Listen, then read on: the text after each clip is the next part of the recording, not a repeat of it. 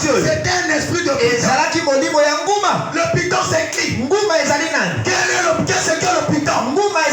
C'est le diable. Le serpent ancien. Alléluia. Cela veut dire au-dedans de cette femme, le diable qui alléluia.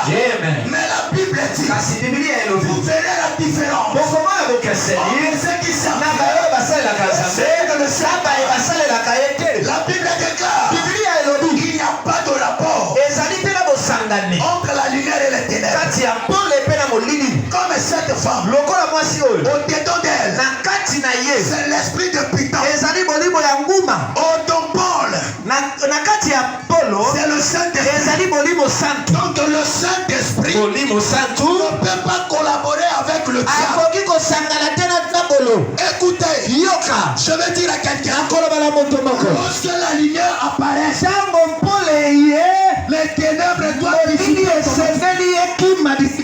Ce matin, je parle aux ténèbres.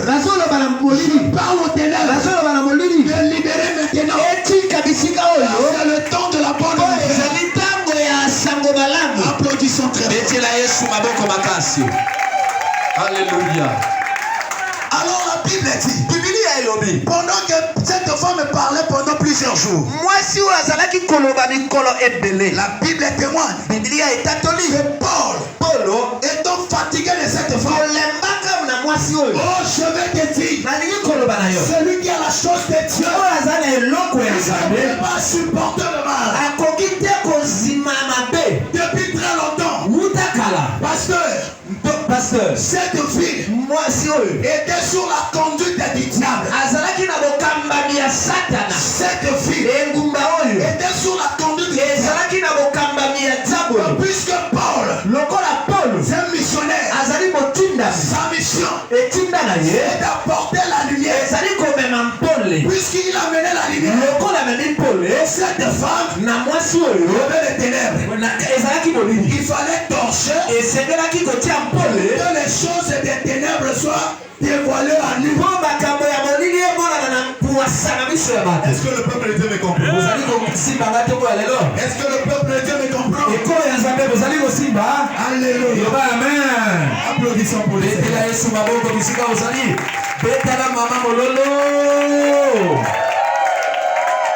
Bien-aimé dans le Seigneur.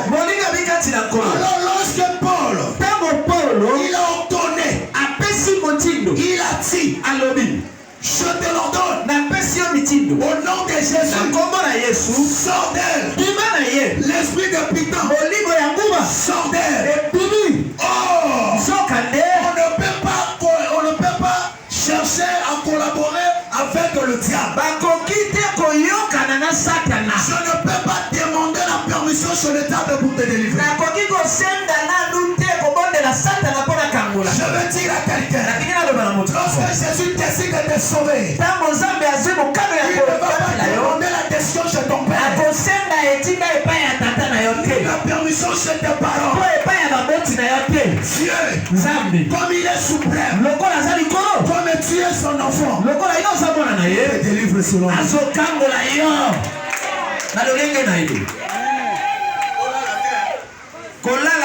Alléluia. Mais pas aujourd'hui. Jéhovah. Peuple de Dieu.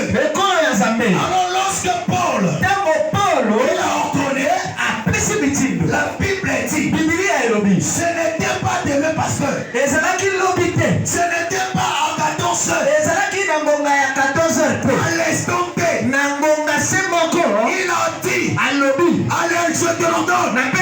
Au nom de Jésus, allez, sors de la Bible dit, au ciel, sur la terre, et sous la terre, réfléchir chez nous, avant le nom de Jésus. Ce matin, je parle à la stérilité. Ce matin, je parle au chômage. Ce matin, je parle à la célibat. Ce matin, je parle à la maladie. Libérez la fille. Ce peuple. Libérez la fille. Ma soeur. L'instant seulement.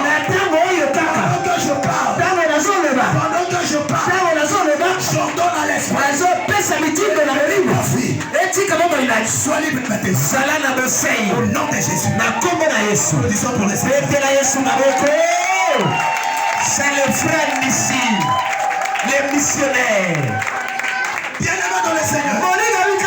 La Bible dit que cette femme, l'esprit de Python, est sorti au désert. Parce que le corps de cette femme est dans le temple de Dieu. Pas le temple de Dieu. Ton corps, pas le temple de la maladie. Ton corps, pas le temple des démons. Paul, dans ton missionnaire, je parle. L'esprit mauvais, libérez le corps là. Libérez maintenant. Allez, sortez. Je te donne le nom. Applaudissons pour les Seigneurs. Les missionnaires. Alléluia. Suis-moi attentivement. Ce matin, je ne viens pas ici pour blaguer. Je ne dois pas blaguer. C'est pour blaguer. Je vais là-bas pour le voir. Mais ici ce matin, je suis témoigner le Dieu de mon père. Thème de ce matin. Mon problème, c'est pour manifester la gloire de Dieu. Alléluia. Amen. On a pris maintenant Pierre et Silas. On les a menés chez les magistrats.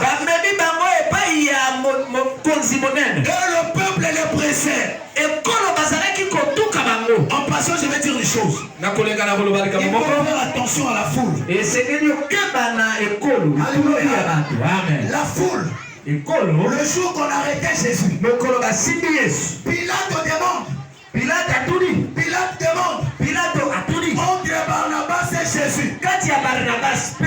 Que voulez-vous que je puisse relâcher? Le peuple a crié là-bas.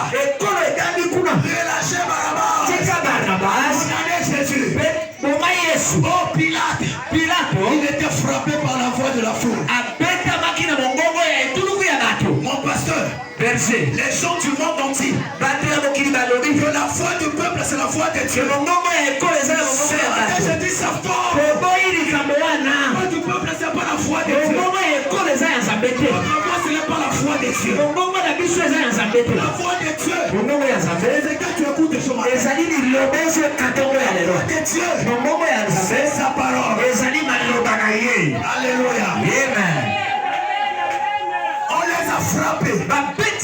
On les a jetés dans la prison. La Bible dit, on a donné l'instruction au geôlier de les garder sur le mont. On va les garder sur le mont pourquoi? Parce qu'ils ont témoigné le bien de Jésus. C'était une façon de témoigner la grandeur de Jésus. Aujourd'hui, quand tu parles de Jésus, les gens n'aiment plus écouter. Si c'est autre chose, c'est que ça devait être pleine. Je dis ce matin, si vous voyez quelqu'un aujourd'hui, n'aime pas la prière, on parle de la prière, il n'aime pas, c'est un sorcier. Dans ce monde, il y a que deux qu'on le fait donner. Il y a le temps de Dieu et le temps du Dieu. Quand tu pries, prière de Dieu. Si tu ne pries pas, prière du diable. Est-ce que tu me comprends? On l'a jeté dans la prison. Oh bien-aimé, lorsqu'on dit au geôlier de les jeter, de les garder sur le mont, la Bible dit, on les a